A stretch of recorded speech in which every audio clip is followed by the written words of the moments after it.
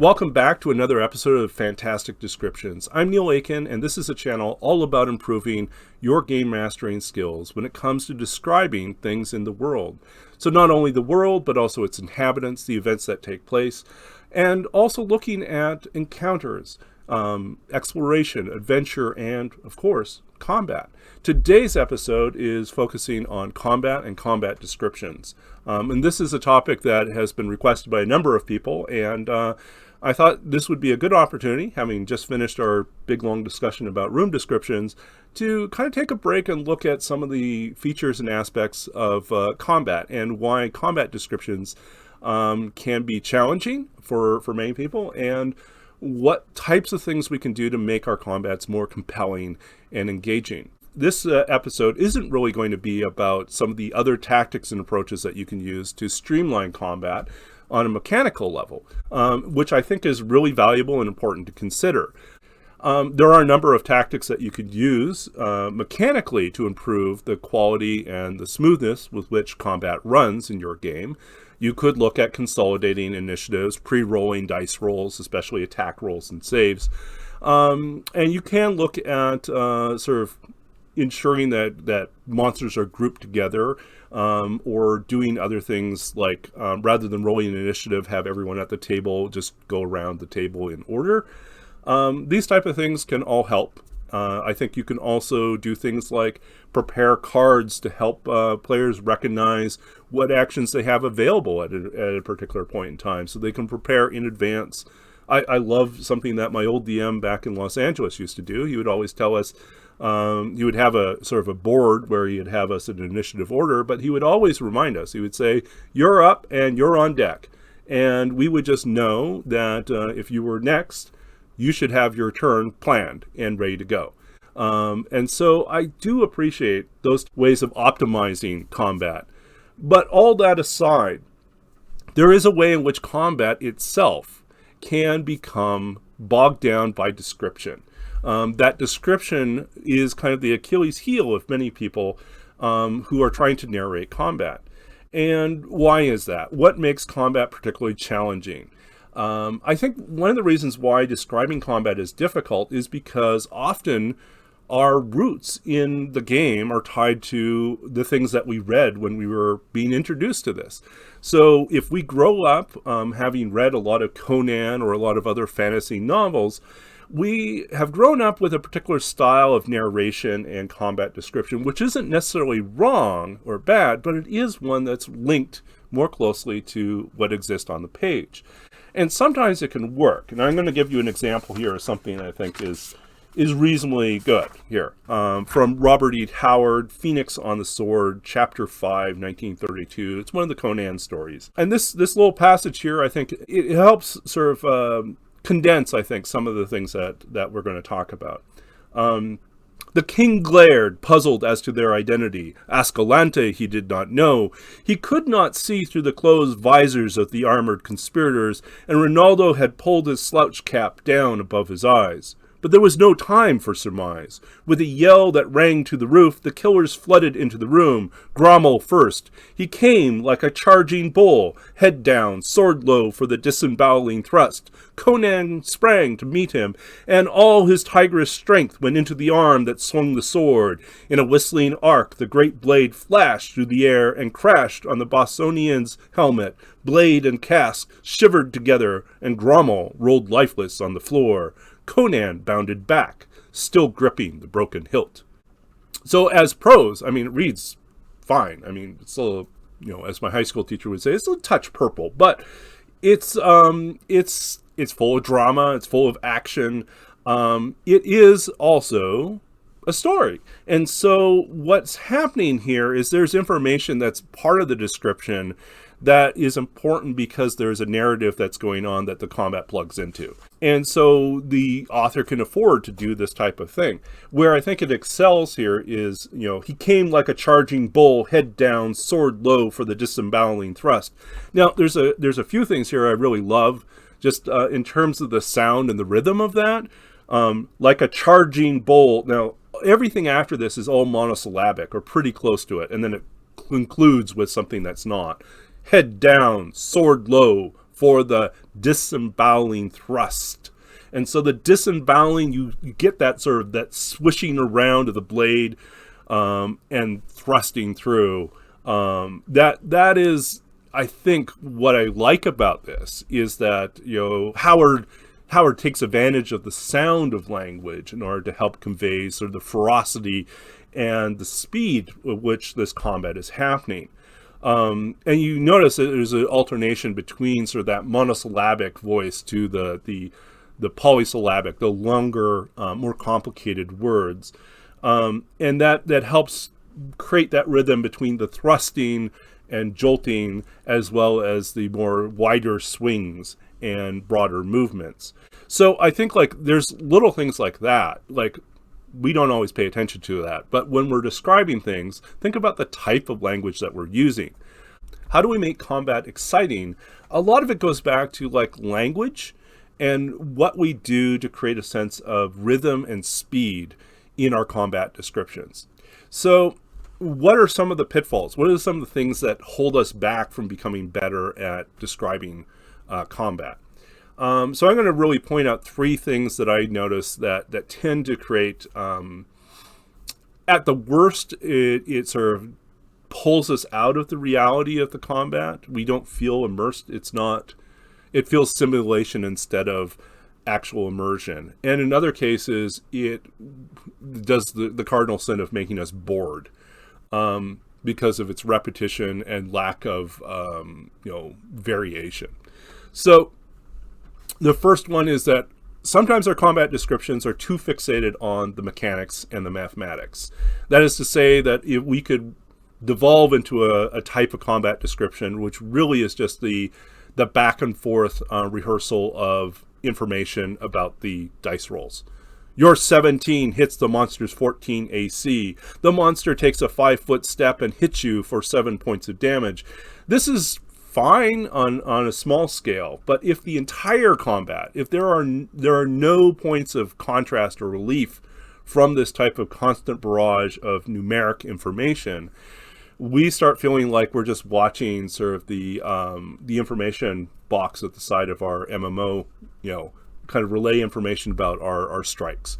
And we're not really getting a sense of, there's no narration, there's no sense of what's actually happening to this physical creature that I'm in combat with. Shouldn't it react? Shouldn't it have some sort of shouldn't I see the physical damage present on the body or on myself? These type of things unconsciously we're aware of. And so when it is all numbers, we become abstracted away from the reality that we're trying to create. So I would say number one, we can get too trapped into the language of mathematics that we forget to create other moments of contrast and description to kind of pull us out of that. So that's number one. So avoid becoming too fixated on mathematics and mechanics. Number two, our descriptions can become too verbose. Now we can just belabor the point of a particular strike. And there are moments in which longer descriptions make sense. I think if you're talking about the initial action in the combat, or if you're talking about a critical hit or a critical miss, or if we're talking about some turning point in the combat, or even more so, the conclusion of the combat, what the final blow does, whether that culminates in someone's death. So killing blows, I think, are important to talk about, but also I think there's a retreat, if there's a failure in morale and people start fleeing or change their pattern of behavior, all these things can call for a more verbose description, but it doesn't need to be super long. Keep in mind that each combat round, each turn is really 6 seconds or so. So it goes by really quickly. And if you think about what you pay attention to, what you recognize within a 6-second window, you'll realize that we rarely have time to comprehend and process much more than about a sentence or two of description. And so really lengthy descriptions only make sense if time seems to stop in that moment. And that's when you would do it. And if time doesn't seem to stop, if it's really rapid, then your descriptions should be really rapid too. And at times you may just simply deliver the damage, move on, and then save. If there's a particularly successful roll or a really unfortunate roll, use that as the opportunity to turn it around into something interesting. Okay, so things to avoid, obviously, verbosity, too much. Do not err into the territory of being too loquacious. There we go. Don't use loquacious in the middle of your description. So I thought about one really ridiculous example of how you can go too far into this really verbose, really word-laden, almost word salad level of description, where all the details that are included end up being distractions from what actually happens. So here's the example that I came up with. Grognar swings his massive greatsword through the cool ocean air, still stinging of salt, night, and fear. You watch as it makes a perfect arc, cleaving the million buzzing gnats, each with their miniature lives abruptly truncated by the swift steel sword. The sword slices deep into your well-weathered leather cuirass, cutting into your muscled chest, which now gouts blood like a crimson fountain beneath the pale-eyed moon. So much of this is just over the top, ridiculous. And why? Why is it over the top? Because we don't need to know in this 6-second window.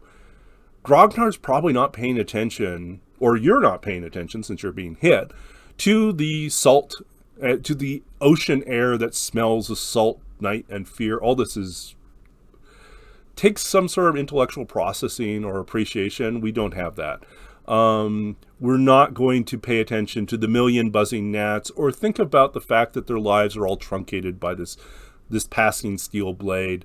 We may not even pay attention to the condition of our own armor when we're being hit. And probably don't wax poetic about, our blood spouting like a fountain underneath the moon. If this is our dying moment and the DM wants to create that moment and have it be a lasting image, then maybe some of this detail will work. But still, there's a point where it's just too much, and excess detail becomes distraction. We don't want distraction. We want the attention to be zeroed in exactly where it needs to be. So what's important here? Grognar swings his sword, and it strikes perfectly and critically. And, this person then, takes a deep wound. Now, obviously, that's a terrible description, too, because all it does is convey the bare minimal in terms of the the results. But it doesn't actually make a narrative. It doesn't make a description that's compelling. So somewhere in between those has to be something that we can do. And we'll revisit that, in a different episode. We'll go into more detail about what tactics and tools and approaches we have when it comes to describing things. But let's just stop there and just say that it can be too verbose and it becomes a distraction, and we lose track of what the action is and what the consequence of the action is as it pertains to the person receiving it and to the person that inflicted it. Okay, so our final category of things that we should watch out for that tend to make our combat descriptions less exciting. And this one is a little bit more subtle, and it's basically the sense that our combat descriptions can be too insular. They could be too self-contained and be devoid of some sort of context, which is to say, and this is really not a terrible thing, because a lot of your combat descriptions in the course of combat will be like this. And they will sound something like, you swing at the snarling wolf with your mace, but miss. The wolf leaps up and bites you on the arm. That's perfectly functional description right there. And a lot of times that's all you need. But what I'll say is there are moments in which you want to engage something more of the environment. If the combat and the combat descriptions can be lifted out and dropped into any other space, then perhaps you're missing an opportunity to do more. Could the wolf slip in the mud when it misses? Or, you miss because of overhanging branches, or there is you're temporarily blinded by the flashing light that gleams off of someone's armor. There's little things like that create more of a sense of immersion in the space. And I think there's a balancing act that has to be achieved here. in one sense, you're going to have a lot of description that is purely fixated on the action and the actors and not necessarily on the environment. Why? It's because combat's claustrophobic. You're just like in the middle of combat, all you pay attention to immediately is what's right in front of you and what's happening to your body. And so everything else about you're not going to be able to track completely. That being said, you can still interact with the environment. You might feel that the ground is squishy beneath your feet, or that the room is suddenly slick with the blood of like the slain wolf that you killed in the previous round. It may not even change the terrain mechanics any, but it's the flavor of that modified terrain, or the way in which the terrain interacts with you, or you interact with the terrain. That type of thing inserted into the description sporadically, judiciously, carefully, can create a more real sense, a sense that this combat belongs in this particular place. And when you do that, it becomes more real. So I would say that's kind of a key thing to consider. It's like how do you keep your combats from becoming too cut off from the space that they're in. How do we fix that? We look for ways in which we can engage the environment more directly and think of like what elements of the environment lead into or impact what's happening in the combat. Are there ways in which the combat participants can take advantage of the environment or are impacted by things? Is there a gusting wind? Or are they on a deck that's unstable? And describing that as the reason for a combat miss or a combat hit or for a change in tactics, all those type of things can signal to the players that this combat is real. It's happening now. And it's not just simply a rehearsal of like phrases and numbers going back and forth. So these are kind of the three things I would take as our sort of initial run at combat, and thinking about like what can we do to kind of avoid these type of traps and move beyond them into a more sophisticated, interesting understanding of what we can do with combat description. So hopefully that's useful to you. If you like this video, please like it below and comment below if you have any comments, suggestions, or other topics you think I should pick up. And please subscribe, check back often. I try to have new content every week. And if there's anything that you think could be elaborated on, please let me know as well. And so until next time, please stay safe, stay well, and keep rolling dice. And we'll be back again soon with more on combat and combat description. And until next time, keep running. So until next time, yeah, I already said that. Okay. Well, roll.